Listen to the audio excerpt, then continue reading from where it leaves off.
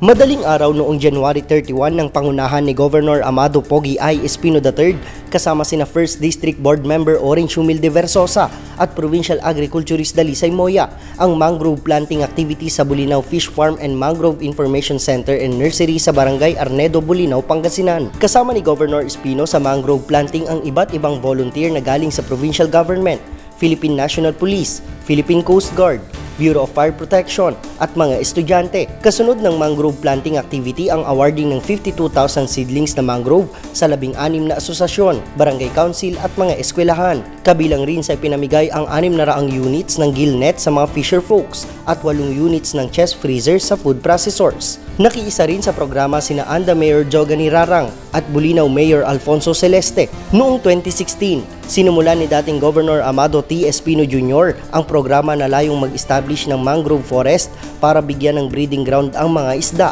Magsisilbi rin itong proteksyon sa tidal surge at hakbang laban sa climate change. Pakaganda po ng purpose nito.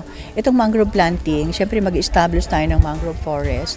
Ito yung mangrove forest kasi diyan nagbe-breed ang mga isda.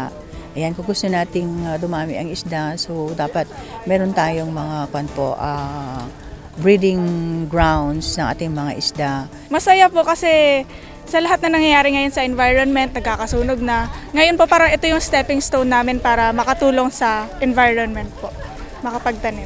Simula 2016, nasa higit 170,000 mangrove na ang naitanim sa higit 30 ektaryang lupain. Para sa Capital News TV, Edward Quinto.